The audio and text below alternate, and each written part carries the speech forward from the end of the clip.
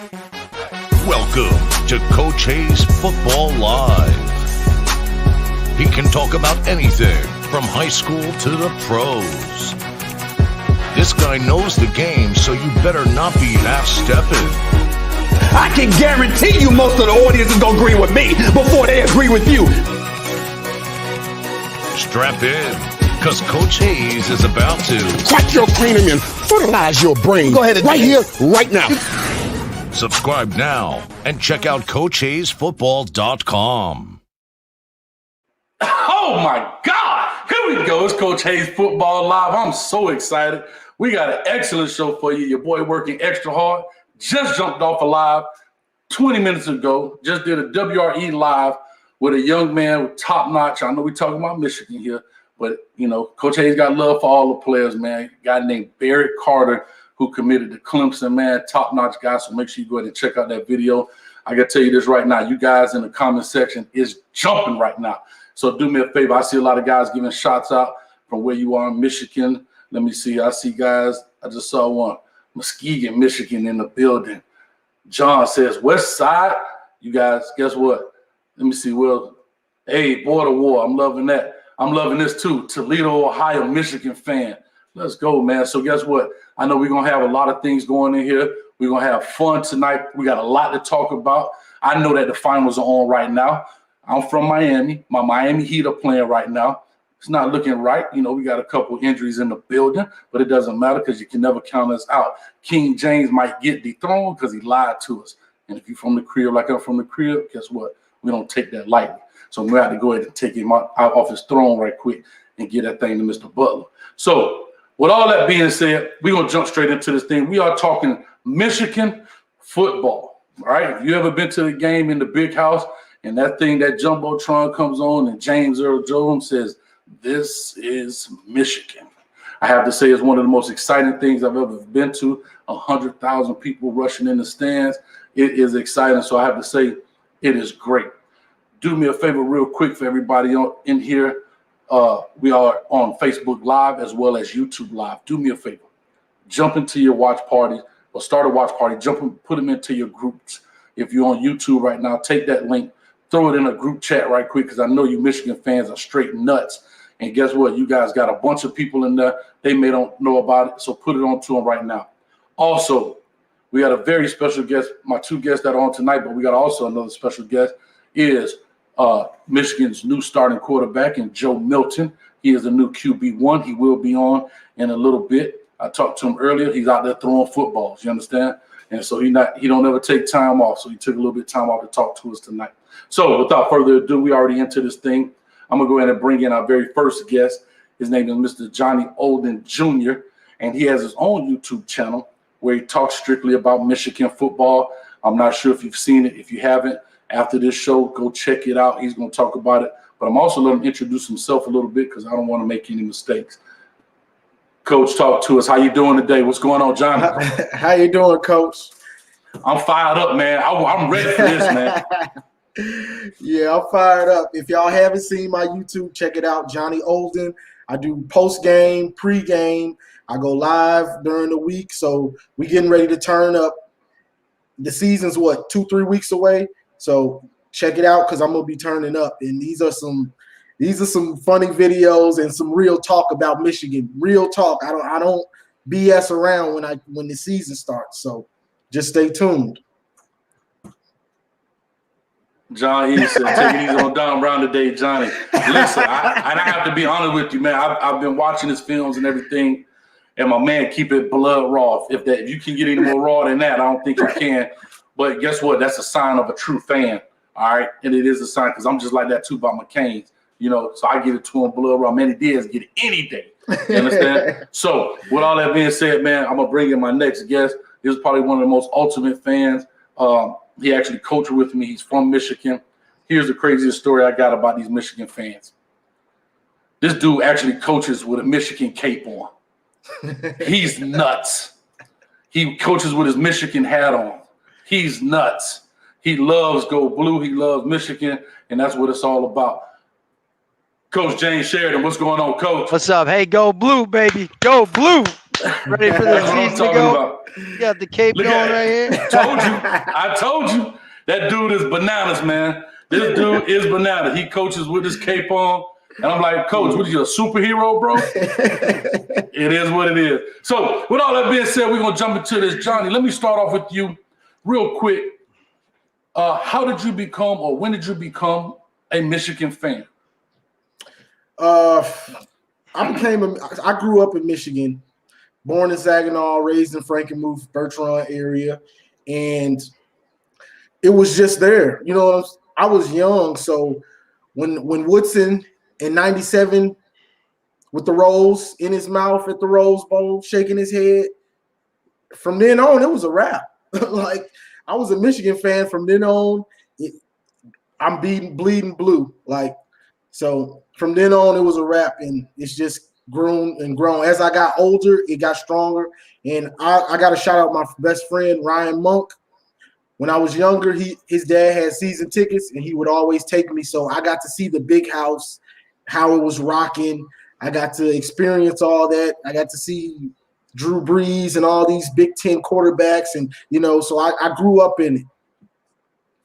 I got you, man. And I have to say, man, the big house can be rocking, man. When they get in there and them guys run out and they run up and hit that Go Michigan or the Go Blue banner, man, it is exciting. I must say, it is exciting.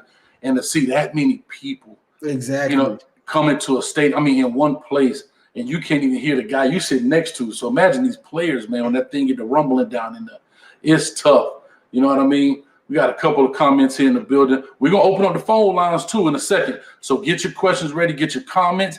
Get whatever. We want it all. We want your love. We want your hate. We want whatever you got. Give it to us. All right? Coach Sheridan, talk to us, man. I know you're down in Orlando now. But I know you're a Michigan fan. How did you become a Michigan fan?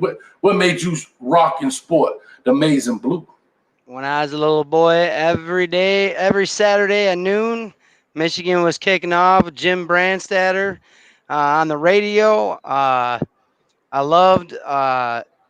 just love football. Anybody that knows me knows I just love football through and through. So as a little boy, I was chasing around my little Baden Michigan Pee Wee football. I was kicking that thing around the yard, knocking over trash cans with it. And just, mimicking every player on the team as a kid. So just a huge Michigan fan. I heard that, man. Nothing wrong with that. What I'm going to do is I'm going to open up the phone lines as we get this thing started. You're more than welcome to call in. Don't worry about what segment we're on. Just jump on in. Do me a favor. When you call in, you may have to give us a second to get you in because I don't want to interrupt the guys while they're talking or making a point. So just hold tight with us. Be patient. It is what it is. I'm just a football coach. So, I ain't Stephen A. or Shannon Smith. You know what I'm saying? Skill. I ain't got that part yet. So we going to make it happen, man. All right. So with all that being said, I'm about to open up these phone lines. Woo, you can't make it happen. All right. Lucky. Hey, and you don't even have to pay long distance anymore. Come on with it. I'm loving it. So, Coach, let's get into this thing. Like I said, it is what it is. Let's start this off. We're talking about the past, present, and future of Michigan football. We're not going to go all the way back to your days, but we're going to kind of go back to Bo Schembechler, right? We're going to kind of go back to kind of maybe modern history, if that makes sense. All right, we're going to kind of bring it into modern history, if that makes sense. What does Bo Schembechler mean to you, Johnny? For Michigan, Schembechler means it all, and any Michigan fans knows this phrase, the team, the team, the team. Nothing comes before the team. So that's what Michigan, and that's what we're trying to get back to with Harbaugh and everything, because he played for Schembechler. So when you hear Schembechler, if you don't know what that is, you're not a real Michigan fan, or you're just so young, nobody's taught you yet. That's the 10-year war. Hayes, you're muted. Yeah, you're muted. My bad. We got a caller in already. Caller, talk to us. Give us your name. I know you're a Michigan fan, and what's your comment? Can you hear me? Uh-oh, maybe somebody just timed the phone line. We're going to let them go. All right, so anyway, real quick, like I said, we're going to go ahead and go through that. So Coach Sheridan, for you, right here, Bo Schembechler days, talk to us. All right, Bo was tough, man. That guy was tough as nail. Dude was hired in 15 minutes because he was so inspirational on his first speech there. Uh, those who stay will be champions. Everybody's got to remember that. Bo came in, he had like 150 some odd players, rushed out 75, 65 stayed, and all 65 got a championship on. So the guy was tough as nails. My favorite thing about Bo, though, back in the day was they would bring in these big offensive linemen, big defensive linemen. They always manhandled it up front. I mean, if it was 3rd down and 2, you could go to the bathroom because you knew they were going to be punting. We were going to get the ball back. It was over. Old school football. Yeah. That is old school football, man. All right, so we're talking about Bo Schembechler. So tell me, guys, talk to me a little bit through that. So what? I mean, I know you kind of gave the gist, but what did he do in order to turn it around when he got there over that time and back into the 90s and everything else? Well, Bo got a big win on OSU, and this was a year that Michigan was like 17-point dogs, and he ended up beating OSU. And then from then on, him and Woody went back and forth. Like Michigan was losing to OSU all the time back then before Bo. And Bo kind of got it where it was back and forth. Then it becomes the Big Two and the Little Eight. That's when that happened with Bo and Woody going back and forth all the time. Like either Michigan's winning the Big Ten or OSU's winning the Big Ten. So he got it back to where it's like, okay, this is a real rivalry, and this is the game, basically. This is when all that kind of comes to fruition. So, yeah, my thing, again, like I said with Bo, is this guy brought in a ton of talent. Our running game was always phenomenal. Our defense was fabulous. Brought us back to being a yearly champion. I believe the worst he ever placed was 4th place in a season. If not, correct me wrong. But the guy brought championships. The only thing he was bad at was the bowl games. yeah. But I think his biggest thing was his big thing was always beating Ohio State. To him, Ohio State was his Christmas, and we beat him down pretty good. One thing I will say, I'm not an Ohio State fan. Matter of fact, I don't even say Ohio State. It's just Ohio. And that team down there, the one thing I will say is Woody Hayes had one of the greatest sayings when he said, why did you go for 2? And the man said, I couldn't go for 3. And to be honest with you, that was part of that starting of that rivalry. That was just amazing, man. Those guys went at it. And the truth is, not a lot of people know, is those guys were actually friends behind the scenes and did a lot of great things in their community, and just did so many great things for so many people. Billy Taylor too. I don't know if you guys know that story. That was amazing, Billy Taylor. So Billy Taylor was one of his running backs who got in some trouble with family and had some family members pass away. And Schembechler kind of put him under his arm, and the man actually just turned his whole life around. 2009 started a foundation, and if you ever get a chance, look up that story. Billy Taylor, it was an amazing story. But it just goes to show you how tough Bo was. I believe Billy Taylor and him were from the same hometown in Ohio, which also Bo is from Ohio, which is funny. Yeah. But pretty awesome story. It just shows you how cool Bo really was, even though he looked like he was a real hard ass all the time. Most of our legends actually come from Ohio. Yeah. Now, let me ask you, why is that? Because here's what I do know. I know that there is a lot of talent in Ohio, especially from the skill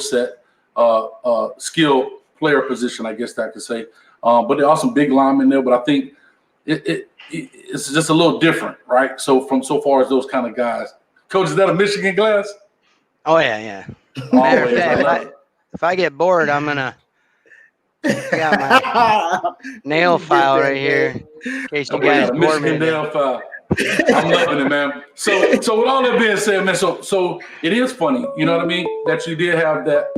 Let me see here. We got a caller calling in right now. I'm going to see if I can answer that. Caller, talk to us. Give us your name, where you're from. I don't know. I know this guy been trying to call in. I'm not sure why it's not connecting, but we're going to figure it out. But anyway, we're going to jump into it. Like I said, I'm just a football coach. Got to bear with me just a little bit. So now as we get into the Bo Schembechler, we talked about that.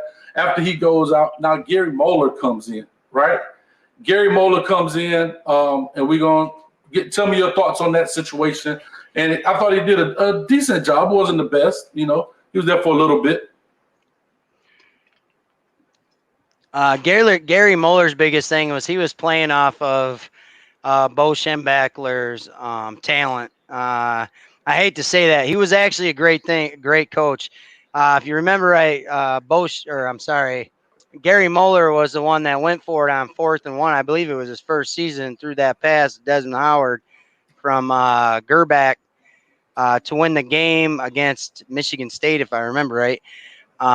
There wasn't one thing I did like about him. He went downfield. Bo was never known for throwing the deep ball. It was always pounding ground. So Gary kind of opened up the offense quite a bit, which I loved. That was right. I was 10, 11, 12 years old. That was right in my ripe time for watching that stuff. And like I said, he kind of lived off of Bo's players, and then he went 8-4 and 8-4 in his last 2 seasons before he went out to the bar and tied one on and got fired. So.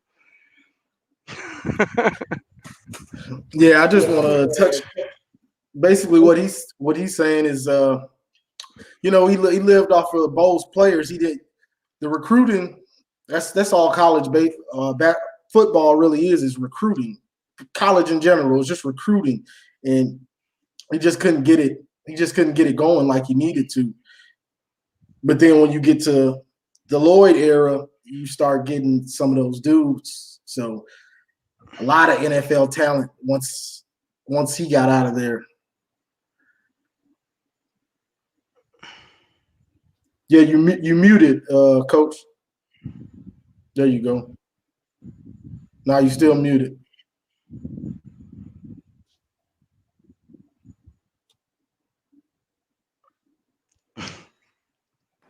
All right, the devil ain't gonna get us. Can you guys hear me?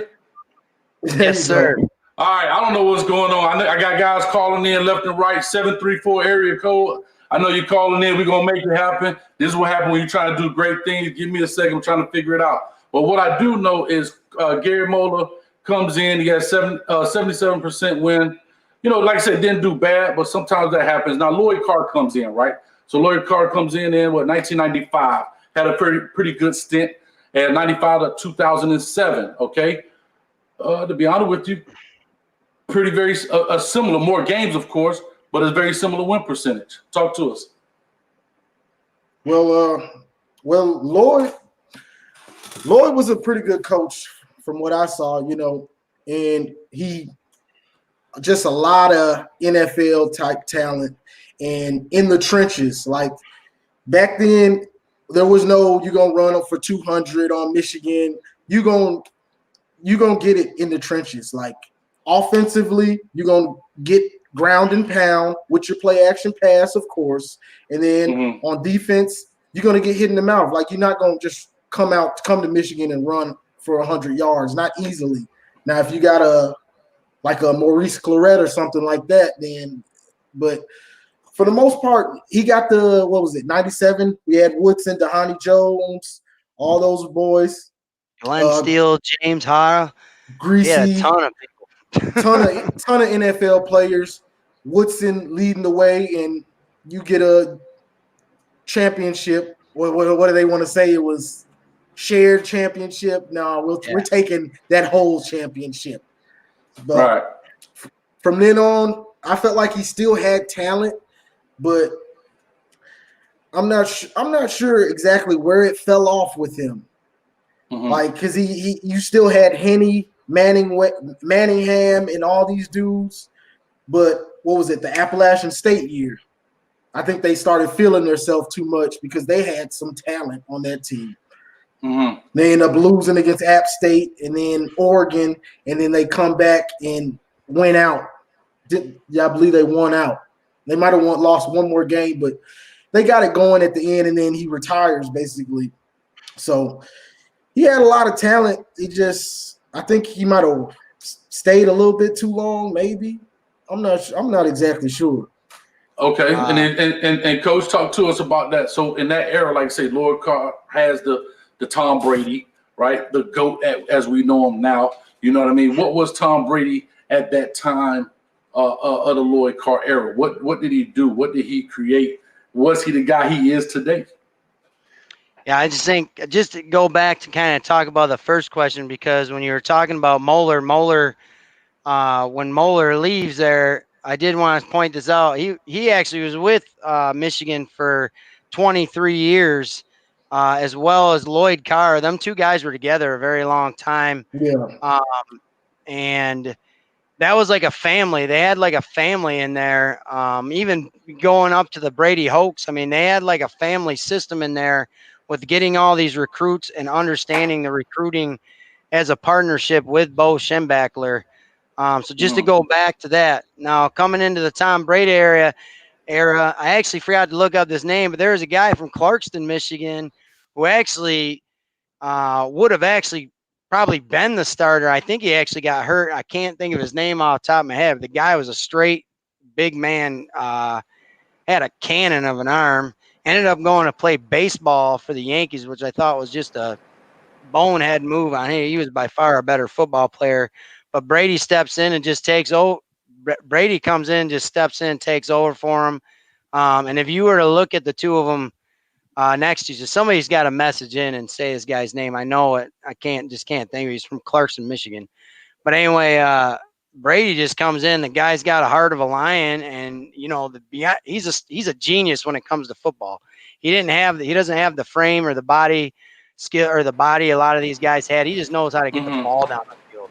Exactly. So Right. So like I say, Tom Brady just did things, came in, won those games, and became, I guess, arguably the GOAT as we see today. yeah, I mean, Right? Brian Greasy for Michigan actually has kind of a maybe a little bit better of of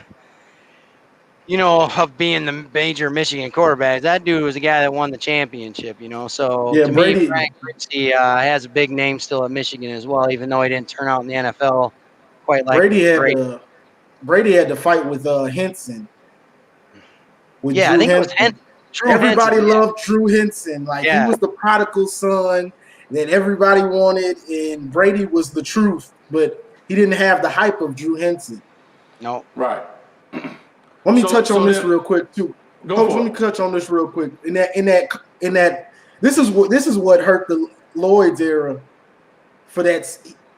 When was it 2003 when we went into OSU undefeated? Wasn't that 2003 with Henny and Hart and all those boys? We went in undefeated in that year, is what you're saying?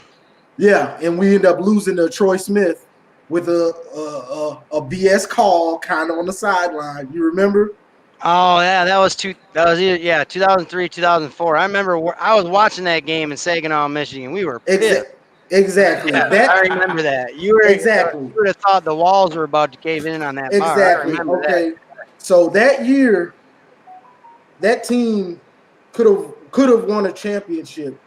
And I feel like when you don't win a championship or you don't at least make it to the championship, it kind of sets you back. That's how I feel. Because you have to get all those players together, and you might have a team full of juniors, seniors, and some sophomores making plays. Then next year the seniors are gone. You got to fill them back in. It's not like the pros. So I feel like if you don't capitalize on that chance, then recruits don't see you in the championship. They don't see you win the championship. So I feel like it hurts you, when you have a team like that and don't. Coach, I got to share this one real quick, man. You got to give me 1 minute. So okay, give me 1 second. Before you do that, let me just make a quick thing. Guys, I know you guys been trying to call in. I'm working on it. I got my engineer team over here. If they can't get it, they fire. Straight up. You understand? Also, I've been reading the comments. I'm reading you guys. I'm going to pop you in. Also, Coach Sheridan, you got to go for it. All right, so one of my favorites, I want to share this because I know I got friends and family at home watching this, and they're going to remember this, but the coolest thing that ever happened to me was 1997. I was a junior in high school, and our head coach played at Ferris State University, and one of his coaches, I believe if the story's right, was Bo Schembechler's brother, and they called him Shimmy, and they remained friends. And he took us on our way to this road trip to play a team almost down by Indiana. We stopped in Ann Arbor and had lunch, and Sam Sword sitting outside waiting for the bus. They were getting ready to go play Wisconsin. Well, we're all wearing our red and white jerseys because my team's red and white, right?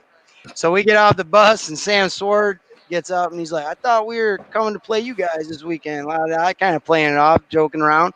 But we got to meet the whole 1997 national championship team. And I Wow. wanted to give a big shout out to this is National Coaches Day. So I wanted to give a big shout out to my head coach, Willard Rolls, for making that happen because, like, to me, that was Wow. probably the biggest thing that happened to me up until that point in my life of being around celebrities. And I mean, we got to meet them all. It was fantastic.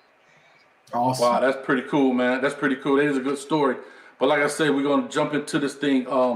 Let me go and get into this piece. So we talked about Lloyd Carr. I just saw a great comment in the sections. Let me see here. I just saw that. Here we go. It says, CS says Brady took down Alabama and Auburn in bowl games, I believe. All right. Yes, sir. And Brady did a great job there. But one thing I do know about Brian Greasy, he is from the crib. I believe he went to Columbus High School down here in Miami because, you know, his dad was playing, well, was down here as well. So, I mean, he's from this way. And I know you guys talked about Chad Henne, who happened to be the quarterback of my beloved Miami Dolphins, you know. and we got Jake Long, which I believe was one of the best picks, well, one of the best offensive line picks we ever had so far as Miami Dolphins goes, man. Big shout out, man, to my homeboy Zay. What's going on, man? Let me see here. We got some haters in the building. I'm going to lead them out of it. They're probably from down south. Yeah, They always that's what pop you guys up, call man. them.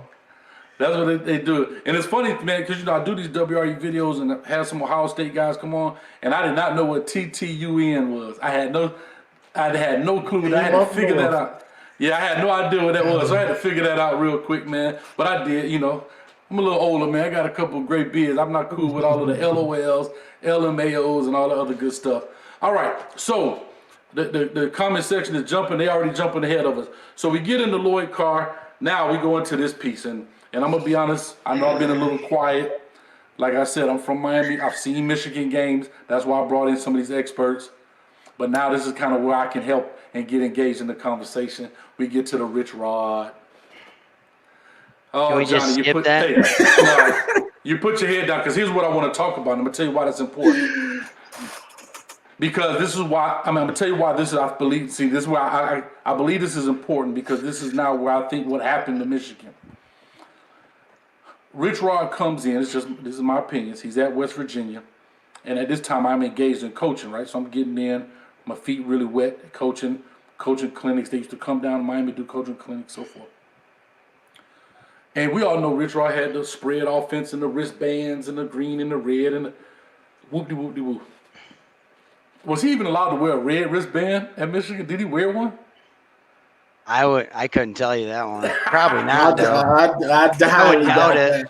But anyway, I'm just teasing. So anyhow, we get into that piece, and here is where I think what happens: a huge philosophy conflict. Big Ten football, Penn State, Ohio State was the only outlier in the Big Ten. I'm gonna say this. Michigan, all these Big Ten schools were two back, downhill, knock your head off, go straight ahead, run to set up the pass, that kind of thing. He comes in with this quote-unquote high-powered offense. And the bodies you had on campus did not fit the scheme in which he was bringing. Unfortunately for him, it takes time to build that, to make that switch out. You understand? Mm-hmm. You don't just wipe that out in the season and bring them in, maybe like the NFL where you could draft guys, cut guys, bring guys in, and bring key components. That's where college changes. Do you guys agree or disagree with that? Also in the comment section, let me know. I'm still working on the phone line. Not sure what's happening, but one thing I do know, computers will get you fired. All right, let's go. Talk to me, Johnny. Definitely. The scheme was just you're not gonna have that much time to change it at Michigan. You're not gonna have time to lose because we're gonna be on you. The fans, we will be on your head, and we're not gonna let you. You have to get it done quick. And he tried to implement the spread all the way. And I don't have a problem with you running the spread, but you still need to have some old school I formations in your sets. Like you need those sets in the Big Ten. You just can't get, even OSU back then, they still had I sets, power running sets. And so not only that, what really killed me with Rich Rod was he tried to come to the Big Ten and run that 3-3-5. Mm-hmm. I don't know where you think you at. This ain't what conference is West Virginia in? What is that? The ACC? Yes, I believe the ACC. Yes. You can't do that here. You can't do that in the Big Ten. I know 3-3-5, and he got not only that he lost so many quality recruits that could go almost anywhere on the offensive line and things like that, but he lost all those recruits, and then you come with that 3-3-5, you're gonna get shredded in the Big Ten. It was just like you didn't do your homework almost. Like it's not gonna work, bro. I was excited about Rich Rod coming in because, you're watching the TV and these guys are putting up big scores, and you think he's going to come in and be able to do that. And, he was right. They didn't have the offensive lineman style to do that because, as soon as he got there, he's trying to knock off 20 pounds off these offensive linemen, get them down to 290, 280. Slobber knockers. The other thing is, I would agree with the 3-5, and you can't go against Wisconsin with a 3-5-5. You know what I mean? You got to have some weight up there. So they just didn't have the size nor the speed to try to run that. Although I will say this, Denard Robinson did put up a lot of rushing yards. I believe he's number 2 on our rushing list, and the guy was the quarterback. So that guy was a man there. And here's my thing about that, right? So Rich Rod comes in, like I say, he played. People are saying the Big East, the Big 12, and all of that stuff now with West Virginia. But here's my deal, right? So when I look at Rich Rod, and I say to myself, okay, you come in with all this, because I remember he was lighting it up at West Virginia now. He was lights out at West Virginia. He was tearing them up. He was putting up points. He put West Virginia kind of on the map. You understand what I'm saying? I think we lost Johnny, but he'll be right back. So when he comes in, he tries to change that. And when he tried to change, like I said, it was just a philosophy conflict, and that's where the big problem is. From the defensive side of it, you ran the 3-3-5, but your opponents are still 2 back. They still got 7 in the box. They still got 8. They still got 8 guys at the line of scrimmage, and you kind of thin up front. You understand what I'm saying? So yeah. in theory is one thing, those little black lines, but when you get in reality on the football field between those white lines, you got to make plays. You got to definitely make it happen. You understand what I'm saying? Yeah. Let me see here. So like I said, we were just talking about that, John. I don't know if you missed out on that, but I was just talking about philosophy differences. So, and here's the deal. Rich Rod goes, let me pull up, make sure I'm correct, 37-15 in 2 years, right? So, it's not the greatest. It just didn't look great, and right? And perception becomes reality, and that's the biggest part, okay? So now that we get past Rich Rod, he changes all that. And back to what I'm saying about Rich Rod, that was the beginning of the change. And here's why I say that. In those years of recruiting for him, now he's changed the culture of Michigan football. Mm-hmm. He has now changed the style of football Michigan has changed. Okay? So now you bring in, after Rich Rod, you come in and you bring Brady Hoke. So Brady Hoke comes in, okay? And talk to us, Coach Sheridan, in regards to Brady Hoke. I agree with you there with the Rich Rod thing, though. They went outside the family. They bring in Brady Hoke, and again, it was a big change of culture because then when Rich Rod left, then we had guys bailing too. We had guys bailing as well. So Hoke comes in, doesn't do a terrible job. He's got a winning record there a little bit here and there, and then but he did kind of come from the family, and the one thing he did do well is he started to recruit well during his tenure. He had great recruits actually.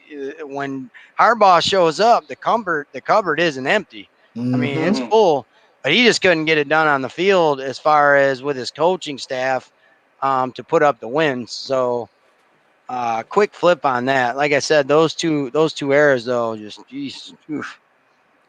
Right.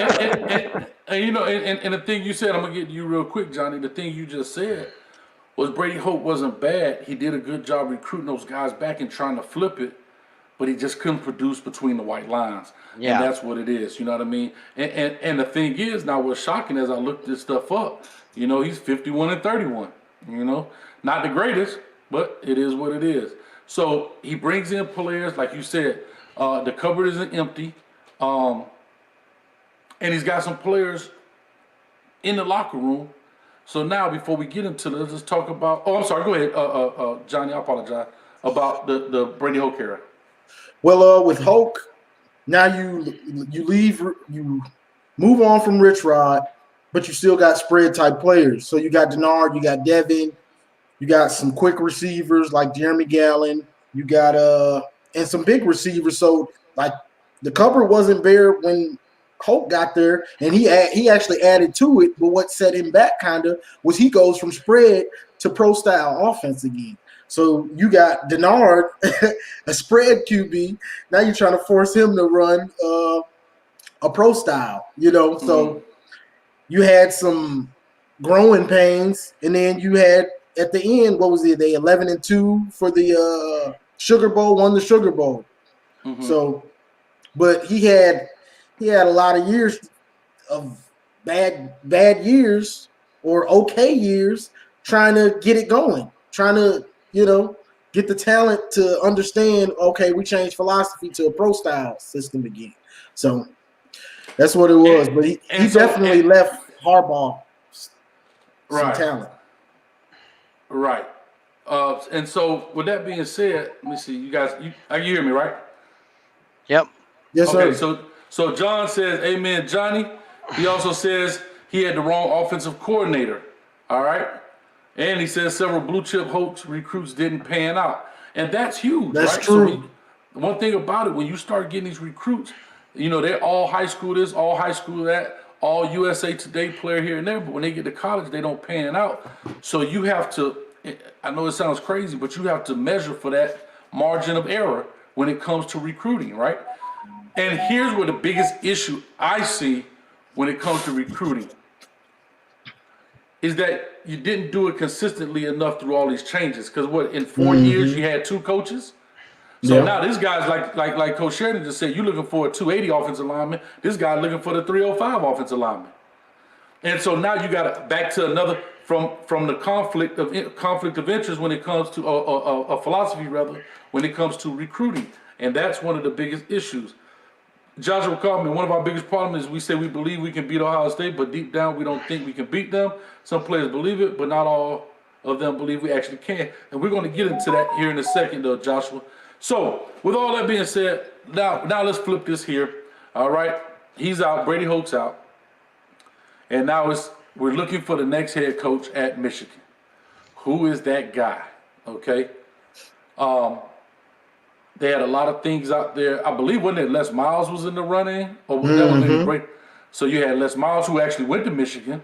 Was part of the family. He was in the family of coaches there. Yeah, right. Michigan man. Looking for a Michigan man. The old Michigan man, right? So we hear about the Michigan man, and we hear about all those different type of things. So it comes down to Jim Harbaugh, right? Jim Harbaugh, was at San Diego State and all that. Stanford, goes to the 49ers, wins him, goes to the Super Bowl, rather. Hot name on the bracket, the whole 9 yards. And now, and I'm going to ask this, I just want your first quick reaction. Jim Harbaugh gets the job. Johnny, what's your reaction? Right away. I was like, yes. Okay. Yes. Coach Sheridan. Same thing. I was really fired up for that. I thought that was a really good hire. Right. And everybody, and we're not saying it's bad, but we're just kind of going to lead our way up to today. So he gets the job. Everybody's fired up. You know what I mean? I personally, too, thought it was a great hire, right? A Michigan man has proven himself in the coaching ranks. You know what I mean? Had done extremely well with the Andrew Lucks at Stanford. Had done, lost the thing, but gee whiz, bro, you're in the Super Bowl. You know what I mean? All those type of things, right? And I know at the end of the San Fran, it got a little shaky down there, but those type of things happen when you have admin changes, so forth and so on. He's fired up. He loves his guys. He goes in, all that kind of stuff. The kind of guy you want. He comes in year one. Okay, so year one comes in. Johnny, what do you think about year's one production? Year one production, I was looking like we bring in Jake Rudock. We lose to Utah. We basically he gets better pretty much every week. He gets better. Halfway through the season, this dude is looking like I'm like, yes. And we lose to Michigan State on the fluke punt.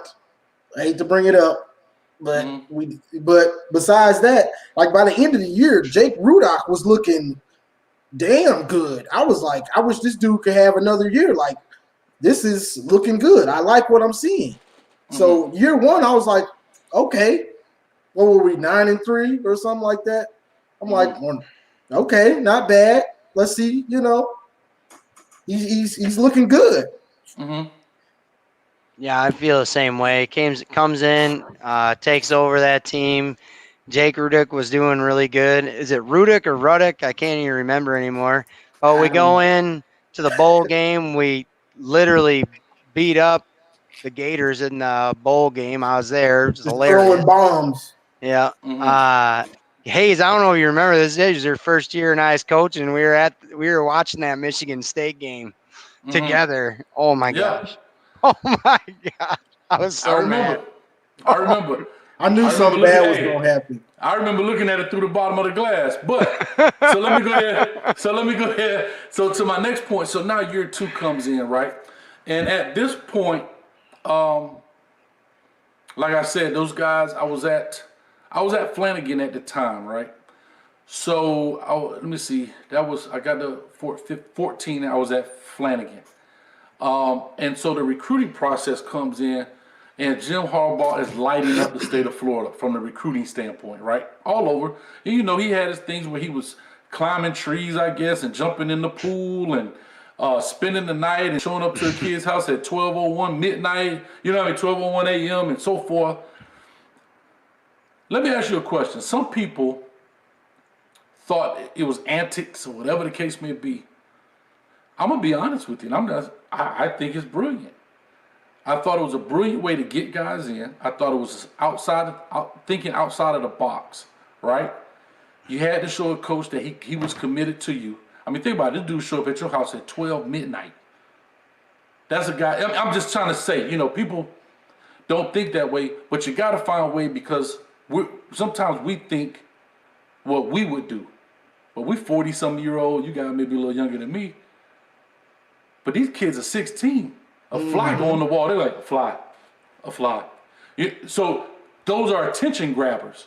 And I thought it was pretty cool. You know what I mean? Now, some of the stuff was whatever, but it is what it is. And he ended up getting those guys. So then he goes on, and I remember him recruiting Devin Bush. He got Devin Bush, Josh Metellus, and Devin Gill out of Flanagan High School. That following year, I thought those were great grabs. I had an opportunity to coach those guys when I was at Flanagan and coach with their dad, Devin Bush Sr., when we all grew up together as friends, man. So I thought he was doing extremely well with recruiting. But let's talk about the quarterbacks right now, because that always seemed to be the thorn in the side of Michigan since Harbaugh has been there, right? So we get to the quarterbacks at that point. Then you had Spate, am I correct? Wilton Spate. Wilton Spate. So Coach Sheridan, talk to us about Wilton Spate a little bit and what you thought. Wilton Spate, kind of like I said, it wasn't like Ruddick. Ruddick was actually getting more productive, where Spade, it seems like the guy actually kind of started out okay, and then he starts to drift and drop. So that's my thing with Harbaugh. I was super excited for him coming in as a quarterback whisperer in a sense. And we haven't actually had anything all that great to be excited about as of most recently. So, I mean, honestly, who's the guy that just left there? McCaffrey. I honestly thought that dude should have been starting over our last guy, because I just thought he was a better leader. He had a I don't know how to say this without saying it incorrectly, but to me, the guy, he had some toughness about him where I don't feel like Shea had that. I don't think he was much of a leader. in my eyes, just what I'm seeing. Shay's mannerisms and intangibles were just horrible. But Spate shows now 2016, Michigan had a team full of NFL dudes from Brady Hoke's years, and Spate's the quarterback. He really didn't have to do that much that year because the team was just so loaded. They were just killing people up until that Iowa game and where he hurt his shoulder. And then we lose that Iowa game. Then we escape from Indiana, and then we go into Ohio State, and we're basically just dominating them. Refs keeping them in the game. Yeah, I said it. The refs keeping them in the game, and Spate kept him in the game. He threw 2 picks, and he fumbled like on the goal line, and he pretty much kept them in the game. Like it is what it is. Like he kept them in that game. So then with the quarterbacks in that year, I feel like that's a year where we could have and should have made the playoff. And when you don't, I feel like it sets you back with recruits and stuff because it's like, okay, you could have been in the playoff. Now recruits are like, okay, you're doing something. You're going somewhere. Now you're just going to a regular bowl game when you were right on the edge. So, and again, so let me ask you this regard real quick. So Spate is there. Then O'Corn comes in, right? Spate. The next year, Spate gets hurt, like the first game or something like that. Or he's playing. He played horrible in the first game against Florida. We had still won. And then the next game, I believe he gets hurt, and then O'Corn gets in. But Spate was playing horrible anyway, so we were calling for somebody to help us. Anybody with a bright spot. I think wasn't O'Corn the one that came in the Ohio State game and threw that interception over the tight end's head to the safety that was like 15 yards down the field? Yeah, because Spate was out for the season. When we met with Jim Harbaugh, when we met with Joe, I told him I think I could have punted that ball that guy better than what he threw it. That was the worst throw I've ever seen. And here's the thing. So now, like I said, I get a chance to get in there. I see those things. And Coach Harbaugh is, at this point, the quarterback guy. He's the quarterback coach, all these things. And one thing about it, man, it's hard to find that guy. You know what I mean? Some guys, I hate to use the word lucky, but that's part of football. A lot of football is luck. You get those guys in there. And I always look at like a Joe Burrow type situation for LSU. I'm not saying Joe Burrow was a bad player, but I mean the situation was like the perfect storm for him to go there, and it's a Cinderella story. So we get into that year. Now that 16 was the year where they almost had Ohio State, but the referee got in there and he fell short and the whole 9 yards. Everything that could have went wrong for us to lose. I think we had a first down that wasn't a first down or stopped them. Right. So all of those type of things happen, right? And so here's where I get to. Let me ask you this, guys, before we get into this part, because we got a guy coming on here in a second. I'm gonna make a quick comparison about something. Y'all don't kill me, but just follow me. And I want the guys in the comment section too. When I look at Ohio State, right, I've always said this from the recruiting standpoint.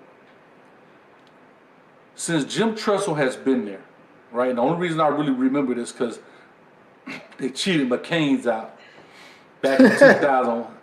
But I'm gonna leave that alone. That's another show. Maurice Claret. Maurice Claret. So when they cheated out, when they beat him out in the Natty, okay, here's what happens. The thing about Ohio State that was different, and I'm saying all this because I'm gonna lead up into my question. The thing about Ohio State that was different than Michigan and maybe some other program, we know Penn State had the issues with the Sandusky's and so forth. The reason there were coaching changes were because of the coaches, not because there were losses. So follow what I'm saying. When Tressel leaves, that was a coaching deal. That had nothing really to do with because they had bad programs. So Urban comes in, and this is where I take my hat off to their administration. They found the right guys to keep the train rolling. You understand what I'm saying? So when Urban comes in, he had proven himself at Florida, the whole 9 yards. We know about the thing about the headaches and going to ESPN, blah, blah, blah, I get it. But he comes in, they found the right guy. When Urban goes through his deal, he has to leave, as they say, but they found the right guy. And he kept the train rolling. the difference, and I'm bringing that up to say this, the difference between them and Michigan at this point was there was a philosophy change in Michigan like this. In Ohio State, Tressel got it here, and then it stayed this way. Mm-hmm. And as they say, it takes time to build Rome, but it takes a day to burn it down. So if you keep getting a new coaching change, boom, another coaching change, and that's what happens, in my opinion, as I saw it. So now I said all that to say this piece. And I've been to a lot of games. I've heard. I go, when we travel in a couple of groups, I've been Costa Rica, everywhere I've been, Amsterdam, I've been all these places. And not one time, this is the guys on the truth, I'm not saying to come on the show. There's not one time I haven't gone somewhere and seen somebody with the M on their chest. And I walk by and say, go blue. So there's some Michigan fans everywhere. Yeah, they everywhere. Everywhere. So I said all that to say this. Is Michigan's expectations of winning, not this year, whatever, but in general, are they too high? So you want me to go first? So It's up to you, man. Go ahead. I already know. Honestly, you could say they are, because if you go back and look if you go to Lloyd's era and then even Bo's, it's a lot of 9-3s, a lot of 9-3s, a lot of or 9-4s or 10-3s, a few 11-2s. Your Lloyd Carr undefeated season, but it's a lot of 10-3s, honestly. Mm-hmm. And I made a video about this a while ago saying that, but we want to win championships. So I mean, it is what it is. Because when you're close and like you can dominate the Big Ten, but you just can't beat OSU, it's like you're right there. Who can get us over this hump? Who can do it? And I'm gonna tell you why I say that. And the reason, I'm sorry. Go ahead, Coach Sherry. Let you say your point. I'm gonna say mine. Well, my only thing is, like, again, people gotta have patience. I talk with my best friend Jurgen all the time. Who are you gonna get? Who are you gonna get that's better than Jim Harbaugh right now? Right now. All right. What I think it is once Harbaugh we've given him time, but once Harbaugh finds this guy, I hope this guy's the next guy with the quarterback position. Yeah, I agree with you, the Don Brown thing. I love the guy's speeches, but we got to get it done on defense. He's just got to find the right thing. The guy's won in Stanford. He won in San Diego. He won in the NFL. So why can't he win now? And I also believe he may be a little bit too patient with some of his coaches on his staff. So I agree with that. But here's my question. All right, what we got here? A lot of feedback. So here's my question, guys. Here's my question. But he is winning. Absolutely. He is winning. And this is what I'm saying. I hear things, he's on the hot seat. Bro, he can't beat the national champion. He can't beat the champion runner-up. Like, they're there for a reason. And I understand they're in the conference, and I understand the history and the 100-year history and going back and forth. But it's not that easy, guys, right? And I'm going to say exactly. This, and Coach, you made a great point. If you want to fire a guy, cool, let's fire him. But you better have something better. But who we going to replace him? And our track record, right, so far from Michigan's standpoint, we like this. We look like an EKG right now. It's not up here. We all over the place. And so what I'm saying is, I think, this is my opinion, he is the best option for the university. I know this personally, talking to him. I know he cares about the institution. I know the institution cares about him. I know that he wants the best for the players. I have to say that. Because, see, a lot of people got in this behind. I think, was it not Desmond Howard? Who was what was my man? It was Braylon Edwards. I think it was Braylon Edwards. He taking guys to trips overseas and Jordan this. We need to win. But I'm going to tell you this, guys, and I'm going to be honest with you. You know why I respect that? Because you have kids getting opportunities that they will never get again in life. Every kid in Michigan will all go to the NFL. You got guys, right, and we're going to talk to one shortly. They saw the Mona Lisa, bro. They went to see the Pope. Those are type of things that is still part of an experience. I get their wins and losses. But for and I understand you want to win, and I get all that. But there's also a bigger piece to this. Sometimes you could be out the box as a fan. You know what I mean? Yeah, I hate it. That outside. I'm gonna let you guys go, but for you guys, I'm just simply saying that. I said all that to say I know that he has in his heart the best for that program. I have to admit that. Now, is there some things a little kooky about it? And, I talked to him. A different kind of guy. But Mike Leach is a different kind of guy. You may go in and talk about football, end up talking about Pirates. But at the end of the day, you're going to whip your butt between them lines. It is what it is. So I said all that. I said all that to say, go ahead, Johnny, respond to that. Oh yeah, I was just gonna say I hate it when guys talk about them taking the trips and stuff. Let them dudes take those trips and stuff. Ain't nothing wrong with them going.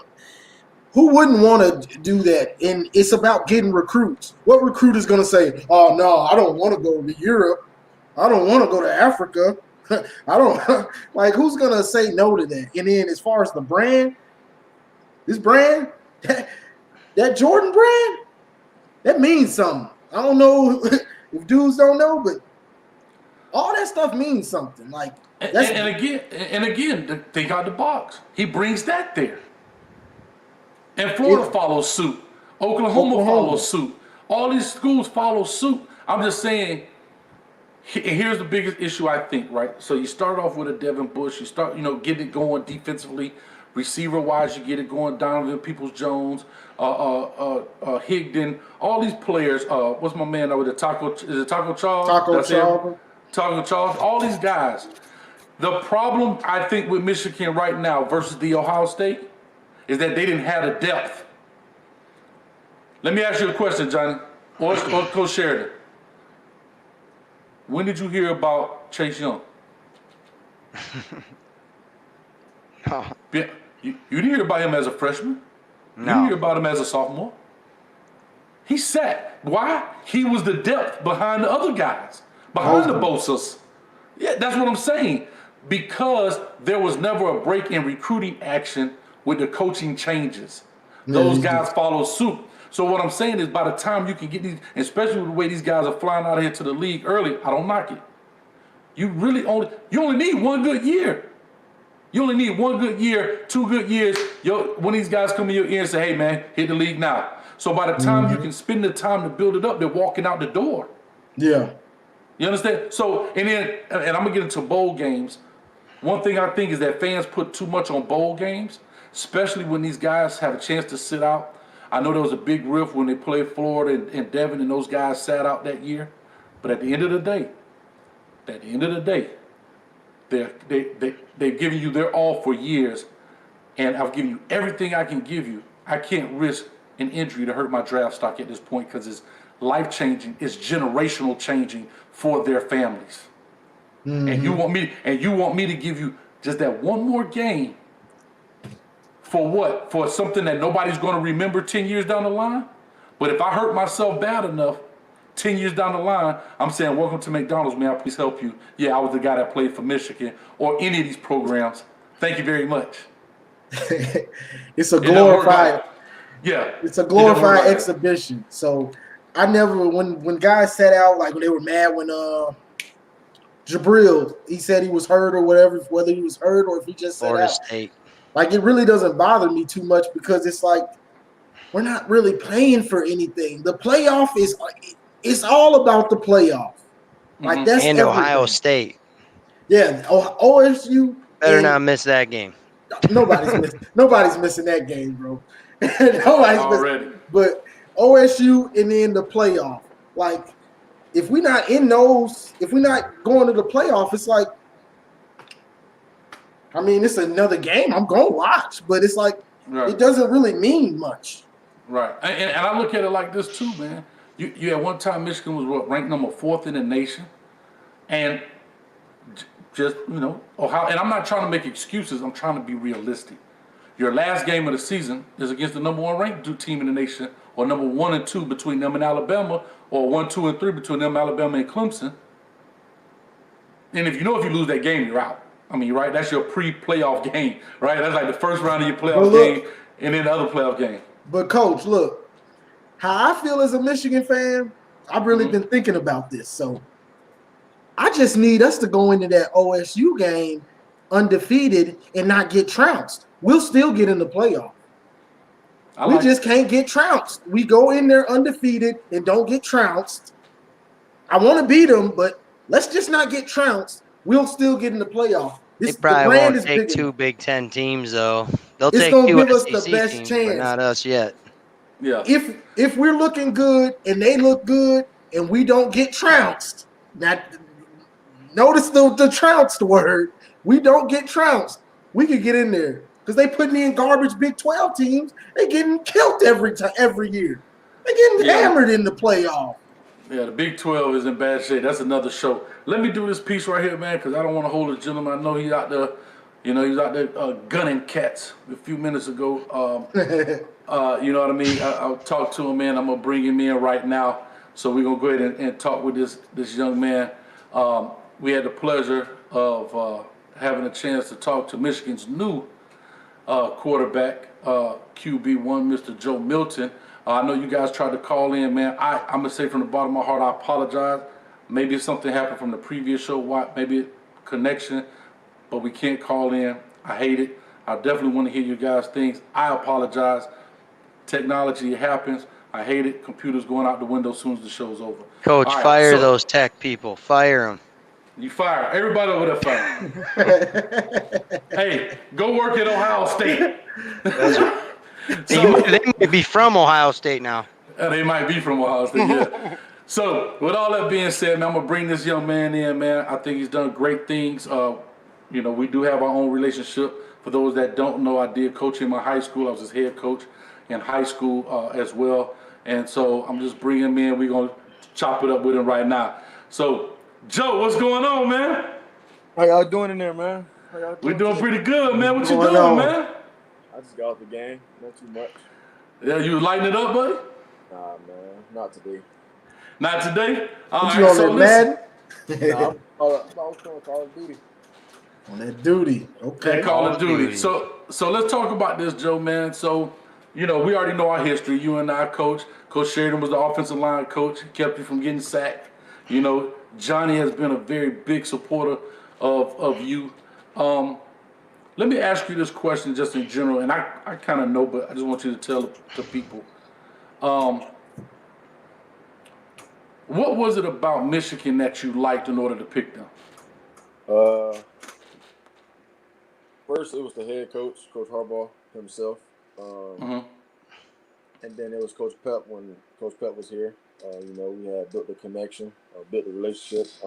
But my main, I say this every day.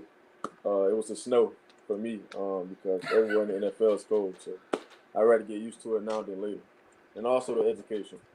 For some that don't know, graduating soon. So that's another plus. So that's good, man. Proud of you there, man. That's awesome. Great job. So I'm just asking you to just follow up, and I'm going to let you guys ask some things too. I feel like Kanye. Hold on. I'm going to let you talk, but first let me get Listen. So let me ask you this, Joe, because you did bring up graduation. I don't want to skip that. So you're graduating what? Would that be 3 years? 3.5 years? What is that? 3.5. So I'm proud of you, man, when it comes to that, man. To graduate from Michigan, prestigious program so far, or institution from an educational standpoint in 3.5 years, that's huge. You know what I mean? And I always tell all my guys, take those programs, get your masters out of it if you can. Use them. Don't let them use you up. You know what I mean? So I'm proud of you in that sense, man. Johnny, you got something? Go for it. Joe, I just want to. How's it going? First off, how's it going, man? That's good, man. I'm living. Living. Okay. Now that the spot is yours. It's yours. You that dude. You that dude on campus. I mean, I'm still the same person when I didn't have a job, man. Okay. but how have you changed as far as your leadership? Like taking this, okay, Shay's gone. I'm that dude now. This is my offense. I kind of approach it the same way when Shay was here. I pick guys up when they need to be picked up, even when they don't. I kind of got but I got smarter to understand like what's going on personnel wise, what kind of schemes we need to run, you know what I'm saying, ID coverages. Like as a leader myself, I know how to fix things. So like when we go like against scout team, I know where the defense is supposed to be at and how they're supposed to play things towards our offense. So as a leader, I kind of approach it a different way. I kind of like, you know what I'm saying, I was a servant for the past 2 years. In order to be a leader, you have to be a servant. So, you know, I kind of looked at it that way. But my leadership role hasn't, I mean, to me, myself, when I look at myself in the mirror, it impresses me too, about how I come and go inside the building and how people like approach me. So I feel like my role has been improved. Good, Okay. man. Coach Sheridan? I actually got two questions. One, I never thought about it until after, but did you take any rap for me telling the Detroit Free Press that you were the alpha male? I was waiting. I Nah, imagine you had guys here. What are you talking about, man? Who you? yeah, yeah. It was straight. I heard that before though. I heard it before. My other question for you though is, what has the changes been for you reading defenses compared to when you first got to Michigan compared to now? Picking up on whether they're running zone, man, schemes. Are they two high? Are they one high? Are they three high? You know that those differences. What's that? So in high school, you know, as both of y'all was my coach, you know, we knew like the basic coverage, like cover four, and like you know what I'm saying, the cover threes and cover twos as if they are, but I didn't know like the different varieties of cover two, different varieties of cover four, the different varieties of cover six, cover three. Like it's different things you can learn in the system about those different coverages. And my freshman year, I was kind of like young. I wanted to play right away. Thought I had everything down.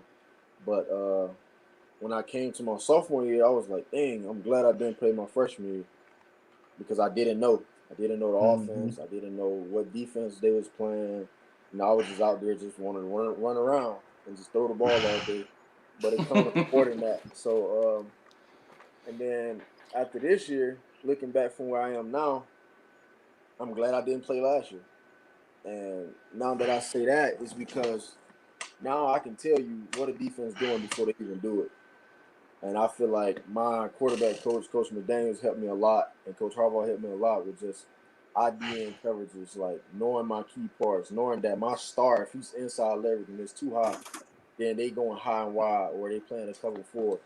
Knowing like all the small things, like even when I was in Mhm. high school, Coach Hayes taught me the small things, small details that goes along with coverages, like what people do that tell a story and things like that. And it's just like all of us stuck together and all of us like one place, and I can just put it all in the puzzle just together. And I feel like I'm on So it's done slowed down for you.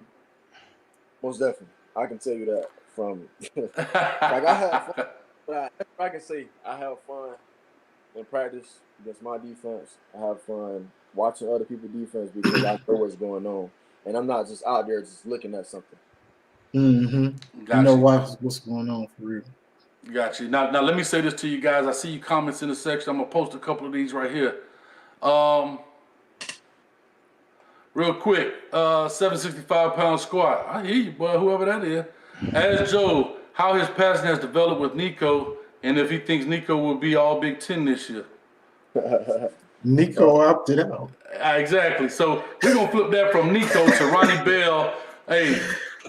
Hold on. That 765-pound squat was a couple of sales got fried in that thing, baby. I'm just teasing with you, man. I appreciate the support. You know, Coach Hay like to crack a joke or two.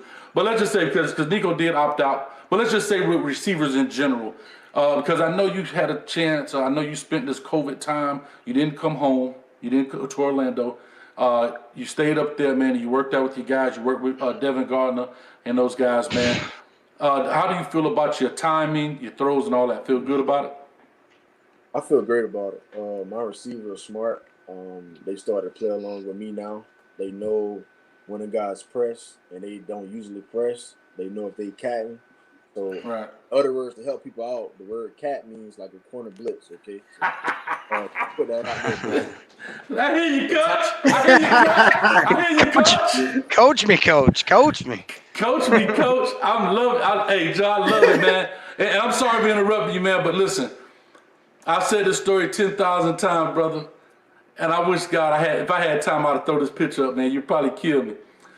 But man, I remember, listen, I just love to see the growth. I love to just see the growth because I already know who you are as an individual, right? And I got that. But what I'm saying is, from a football standpoint, I remember when you first got there, we get on the phone, we talk football, we go through play, blah, blah, blah. But what I can say is, from a football maturity standpoint, I can hear it just through our conversations, man.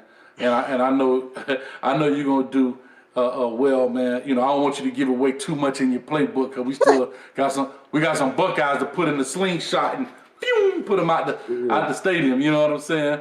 But let me say this: we got one more.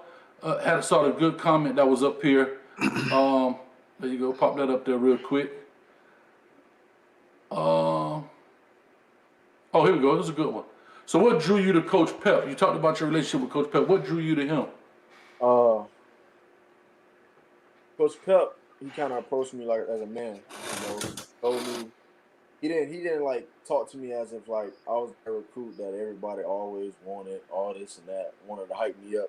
He told me what it is and what it ain't, and that's like to me the most is what drew me to him is like he kept it real from day one. Like he didn't like boost my head up and tell me that I was coming like, oh, I'm gonna start as soon as I get there. You know, he told me straight up, I gotta work for what I want. And, you know, that comes apart, and I did what I had to do. So, you know. I heard that, man. Go ahead, Jim. Coach Sheridan. I'm sorry. What I loved about Pep was he got me to get you to go under center when I needed him to get you to go under center. So that was a conversation right before the spring game with him that day. Oh man, on the center days, huh? Yeah, and you already know how I am. I'm a defensive guy. You snap one ball over your head, you in the center the rest of the night.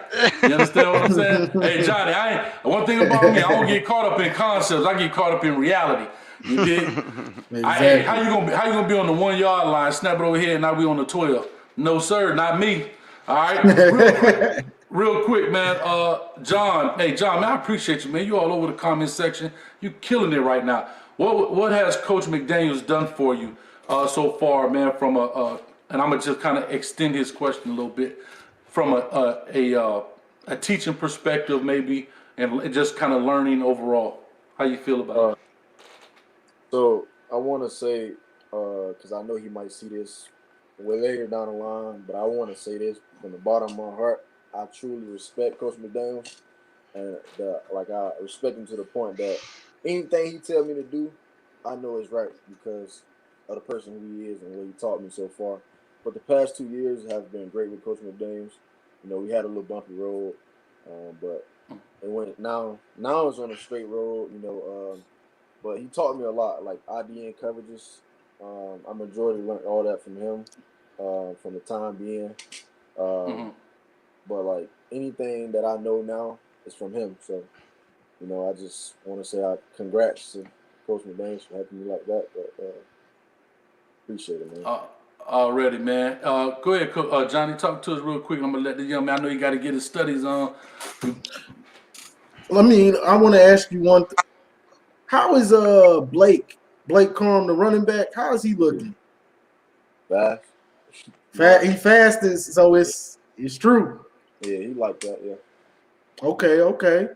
And Joe, when I see a player that has the talent, because you got the God-given talent, like some people just blessed with it. Like you got that blessing. I love to see people make the most out of it. And when I seen you, because everybody could have went home, and you chose to stay and work with Ronnie, one of your starting receivers, and get that work in. Hats off, dog. Hats off. Put that work in. When I go to the weight room to see dudes from USF and see all these dudes, I'd stop them. I'd tell them, put that work in. Put the work in. If you're not putting the work in, then nothing else matters. If you're not getting the time, put that work in, and then you see where you at. But if you ain't putting in the work, then you're not doing everything you could do to be great. Right. So to take that from what you said, sorry to interrupt, but one thing I always look at when I'm working out or things going on, I always look back to what Coach Hayes always told me in high school since my sophomore year. The football gods will make you pay, you know. So I kind of look at that. That's on my shoulder. It's by my ear every day. Like the minute that you want something that good to happen, it's not gonna happen because you probably skipped the rep. You probably did some in practice, mess up that play. So I mean, I just look at it that way, and I just keep it on my shoulder, and I just every time I do something, I just hear them in the back of my head. The football guys make you pay. So just do the right thing. Exactly. That's the truth, man. So real quick, I'm gonna pop a couple questions. I'm gonna let you get out of here. We got some Buckeye haters in the building, but you know, I know they fans of the show, man. Real quick, I just saw one. I'm gonna put a Buckeye hater up here, but here you go. It was actually funny. This guy right here, he's been supporting us for a long time. Here you go. Gio said, "Hey, you owe Buckeye Nation for this." Guess what? No, I don't. There you go, baby. Hey, I gotta talk a little trash. That's what I do, man. But real quick, I saw one about Coach Gaddis, right? So they were asking about Coach Gaddis with the new offense of it, your comfortability in it, and the transition. How do you feel about it? From sophomore year to junior year, from knowing the offense, my first year in the offense, it was like Spanish to me. That's how I can like explain it. I really didn't understand too much. But now, if you ask me a question about my offense, I can tell you the ins and outs of this play, what type of coverage we need for this play, what type of front that we need to block this run scheme. I can tell you anything you need to know about this play, where the ball should go, my read.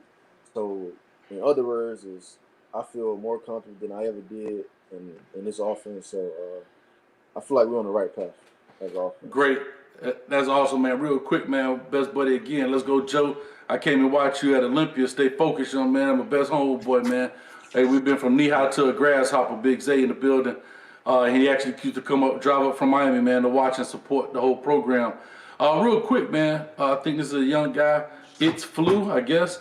Joe, any advice for a sophomore in high school that wants to play D1 for Michigan? Woo. So you just want to play for Michigan? That's it? That's all you're doing? Never know. You gotta have a plan B. That's what I always told. But as a sophomore, I mean, football. My thing is school first. You know, you gotta get your work. I was always told that in high school. I always thought things were just given to me in school because of who I was. But you gotta work for what you want. Football wise, you gotta pass the eye test. That's the main thing they look at. You got to have the height, you got to have the size, you got to be fast. I mean, you don't have to be fast. I wasn't fast coming out of high school, but you just got to be. That's what I can say. You just got to be pretty fast for 6'5", I'd say. But you just got to be you to answer your question. And do what you can do. Don't try to do more than the other. You know what I'm saying? Play as a team and just ball out. Alrighty, man. So I'm going to finish it out, man. You guys finish up with your last few questions. I know you got to get back to those studies. That's what Michigan men do. You got to definitely make it happen. And I'm going to start off with my last question for you. And I'm going to actually use somebody's comment. They pop in here so fast I can't actually catch up with them, man. But somebody did ask the offensive line, your comfortability with the offensive line. How do you feel about them in general? I tell my guys every day, man, you just tell me what you can't do, but too bad I don't have that. You know what I'm saying? They apply pressure. I'm fine in the pocket, you know. My days of being scared in the pocket are over with. Like, you know what I'm saying? I tell them I'll take a hit for you, just like you'll take a hit for me. So I feel safe right there.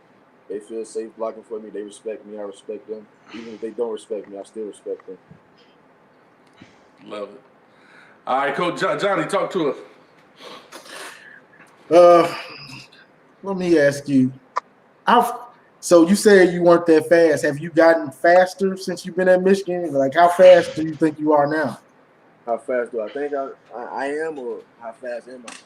How fast? How fast are you, bro? The last 40 I ran a 4.62. Coming out of high school, I was pretty slow. I didn't know how to like use my stride or anything. Mm-hmm. So Michigan taught me how to like run correctly, how to come out my stance correctly, how to drive. how to get my load down, you know what I'm saying, building my quads, building my, you know what I'm saying, just getting me faster, getting more flexible, you know, this is driving. So, but the last 40 I ran was in 4.62. Good, man. That ain't bad. Coach Sheridan. So what I'm excited to hear about is you're telling me now if I call a play and I want you to run it to the 3-tech side, you know where that 3 technique is now, right? Yeah, Okay, good. That's all I need to know, baby. No, yeah, I'm so proud of you, man. I am so proud of you. I get so many questions about you all the time. It's so good to see your face and hear your voice. Your mama, I know your mom's real proud of you, man. We're all so proud of you. So Yes, can't sir. wait to see you graduate. I've been waiting 3 years to see you get on that field. And just so the fact, I'm going to throw it out on national now. When you were a freshman, when you were there, I called Matt Gordon, one of my great friends, and said, dude, this guy could play for Michigan. yeah. I was just talking about a D1 school, but you literally went to Michigan. That was literally out of my mind. But that stuff happened. I could not believe that. I mean, you couldn't answer a bigger story dream. So I miss you, man. I Right. can't wait. We're going to do that fishing sometime. Yeah. Getting me a boat. I heard that, man. So just in conclusion, Joe, man, like you said, I'm proud of you. I'm echoing everything these guys said, man. I am proud of you. You know, we already know our history, man. We go way back. You know, I'm proud of you as well as I'm proud of all my guys, man. But I am especially proud of you. Just to hear the maturity. But we talk all the time, so I hear it. And sometimes I get on the phone, but like, look at this dude, man. He don't just want barbecue chicken no more. You know what I mean? So, That's cool, so, Dave. so, yeah, man. So, man, like I said, I'm proud of you, man. You still ain't got no hair on your chin yet, like a little quetch. So, yeah, you got two of them. But yeah, man. So man, like I said, I'm proud of you. I definitely be watching. You know, I'm always gonna support, man. You know that. You know, he called me pops because I'm an old man, and it is what it is, man. But I just want to say, man, thank you for taking time out today, coming on, doing this. I know you're gonna ball out. You guys, I think, take the field in about 2 weeks or so, and the world is watching. And you already know our motto: hashtag Throw the Ball, Joe. Yes, You know what I sir. mean? And that's what we do. Throw the ball, Joe. And that's what it is, man. So with all that being said, man, I appreciate you. I know you got to get back, man. And I love you, man. And I thank you. Appreciate it. Love you too. Appreciate All you. right, Hey, baby. hey, Joe, What's up? you seen Friday Night Lights? Yeah. Get it done, man. Get it done. Get it done, man. That movie spin. Hey, Get it if you want to done, bro. win, if you want to win, put Boogie in. He make it spin for You you, hear coach. me? Yeah, get it done. Get it I done, heard bro. that. I'm excited for you, man. Hey, I ain't gonna lie to you, I had my shirt made for you and everything. That doggone delay, man, they messed my stuff up. Don't worry about it. I'll be in the stands with that thing. All right? Huh? I know what time it You is. hear? That's Huh? what we've been waiting on. This That's thing, what hey, we've this is a been PG waiting show. on, bro. Hey, this is a PG show. I can't go with my whole shirt off. You know what I'm saying? I don't want to blind You got nobody. it. Hey. But all right, man. But we're gonna let you go, Joe. Man, I appreciate you. We're gonna see you keep working, keep throwing, keep getting better. Tell Coach Harbaugh and the rest of them guys up there I said what's up. Hey, and throw the ball, Joe. That's all I know, baby. All right, man. All right, man. So, like I said, that was just a quick talk from him. We're gonna finish this thing up. We got about 5 more minutes left. And what I want to just kind of talk about is I'm sorry, boy. I love him, boy. They done Buckeye Nation sees you, coach. I see you, dog. Listen, them Buckeyes tough, boy. But anyhow, Yeah, they tough. look at this cat. See your true colors, coach. Hey, listen. So what I want to talk about here, man, is coming into this season, just our expectations and how to start off with the season. All right. You want me to flip a coin? The season? Yeah, we're gonna start off this season. I think It's delayed. first of all, we got handed a raw deal on that schedule. I'll tell you that much. Oh my gosh! That's you know, every Ohio year. State. Come on, the cupcakes you got. Holy cats! But anyway, yeah, I think the expectations. I mean, I hope we kind of what do we got? Is it 8 games? I believe it's eight and 8 one, tough games. 8 and 1 like championship thing or whatever they're gonna do. So I'm hoping that we at least get 7 to 8 wins. That is the honest goodness truth. That's what I'm putting up there. That's what I'd be betting money on. Do I want to go all the way? Absolutely right. But it is what it is. We do have a new young quarterback, and he might hit a few bumps down the road. So we'll see what happens. Yeah, I kind of agree for the most part. If it goes good, it could be real good going into Ohio. But we could have some bumps along the way. But we got a team full of talent, so it's not like anybody else in the Big Ten is just going to mop the floor with us right now. I don't think. Wisconsin, they lost Jonathan Taylor. Penn State lost Hamler and some other dudes. So we go back and forth every other year with them. This is our year to beat them the way it's been going. But can we beat them with that defense? That's my only fear. With our beat them with defense? all that blitzing. That's always what burns our tail. I'm not about to get into that. But so here's the deal, right? So you kick it off with Minnesota. Michigan State is at home. Indiana has always. Here's my thing. What I've seen, and again, I've actually just started kind of following Michigan. I'll be very closely. I'm saying since Joe's been there, just because of our relationship. But Indiana's always, to me, they're supposed to be good this year. Yeah, but they've always been a trick game, right? They've always been one of them sleeper games. Yeah, trap game. That's what I was trying to say. But great call. Right before Ohio State, pretty much every year. So. Right, and so my thing is, like I said, when you go from Michigan to Minnesota, and I think that's the Brown Jug game or the little Brown Jug, the little Brown Jug, and then you got the Michigan State game. That's a Halloween night, actually. At the big house. At the big house. I mean, like you said, it's strictly a Big Ten schedule, and then you finish out the last one, December 12th, which is the mega one, right there. We got to see. I believe we got Wisconsin. I believe we got Wisconsin and possibly Penn State on that schedule too, if I remember right. Yeah, we do. Yeah. That's what I'm saying. We ain't got no puppy schedule. Yeah, we never have one though. Right, but here it is. So it's Minnesota, Michigan State, Indiana, Wisconsin, Rutgers, Penn State, Maryland, and Ohio State. That's the 8 game. That's the 8 game schedule right there. So I'm just saying, it's not. Again, everything is not. I always say this about sports, especially in competition. It may not be ideal, but it's not ideal for everybody. So you better step up. You understand what I'm saying? And it is what it is. So I just wanted to say that, man. I want to hear what you guys have, and I'm just excited to see what the season brings. I'm glad football is back in general. Yes, sir. You know what I mean? It's good to see football. My Hurricanes really, they on the stroll. We got Clemson this Saturday. You can check us out. I do a live show, pregame and postgame show about my Hurricanes. So make sure you guys check us out about that, man. But really, man, in conclusion, I just want to say, Johnny, thank you so much for coming on, man. I had, your YouTube starts kicking things your way, and one day your video shows up, and I click this dude. I'm like sitting there listening. Man, hey, this dude, he kind of going in. And then I click the next one. Say, damn, this dude going in. I like this cat. And I click the next one. And then I said, you know what? I got to find him on social media. So I found him on Facebook. I hit him up. He accepted my friend request. I let it simmer for a little bit. Hey, Johnny, I got a show. I want to do Michigan. Let's do it. And he didn't hesitate. So, Johnny, man, my hat's off to you. I appreciate it, bro. Yeah, man. If you ever want to go ahead and watch it, please make sure you go ahead and watch it.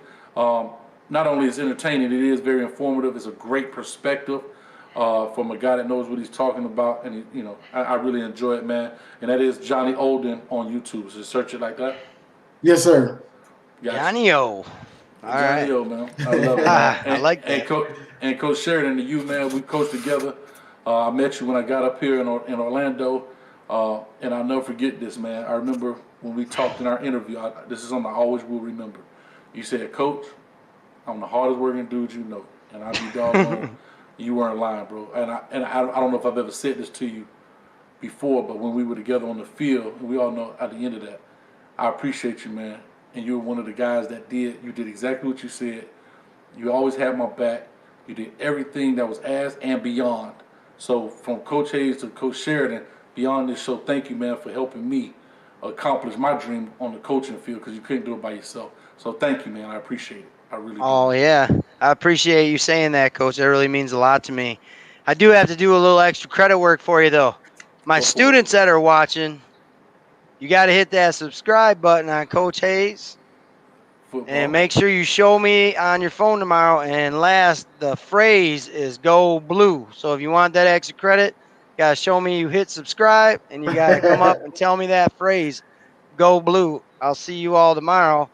Coach Hayes, thanks again for letting me come on your show. And I do appreciate you taking me on as a coach. And I've learned so much from you. Those chats we have on a daily are amazing. And I tell them, oh, this is the other thing I make for you, my family and friends out there, please, if you have boys playing football or girls or whoever you got, have them watch those guys' videos. Have them watch this guy's video. He will teach you a ton about your position. Watch all of them, because if you know where all the chess pieces are going, you're going to be a better football player, y'all. So watch the videos. They will make you a better player. Alrighty, man. So real quick, man, I just want to say thank you guys. Again, I do videos Monday through Friday. That is WRE, Watch, React, and Evaluate, as well as, and I look at the top talent across the nation, right? And so we evaluate those guys that are different from all over the country, and I give my perspective on them. I talk about the things that they do well, as well as I talk about some of the things they maybe not do as well, and I make sure I bring it to their attention. Okay. Also, I do a WRE Live on Tuesdays, where I actually bring those guys on. I just did that with Barrett Carter, who was committed to Clemson. Brought him on and we broke his film down live. Just did that at 8 o'clock tonight. And on Thursdays we do shows like this. We did it here because of scheduling conflicts. And on Saturdays, man, my Canes, I know, don't hurt me. I'm gonna just call it the other UM right now. All right, the other UM right now, man. So we do live shows, pregame and postgame shows on my Hurricanes Live, man. We got some special things. And be careful. Watch this for you guys that's out there. CoachHayesFootball.com will be up very shortly, maybe within the next week. As well as we got our Po Lil Timmy apparel coming out. We coming soon, baby. Po Lil Timmy apparel is on his way. So with all that being said, man, thank you so much. I appreciate you guys. Thank you so much. Thank you for doing this. Anything I could do, reach out. For everybody that left a comment in the comment section, everybody, I apologize again for the phone calls. I'm getting on it right now. Some people getting their pink slips as we walk out the door. You get a pink slip. You get a pink slip. Everybody get out of here. All right? So with that being said, thank you guys. I'm out of here. Peace.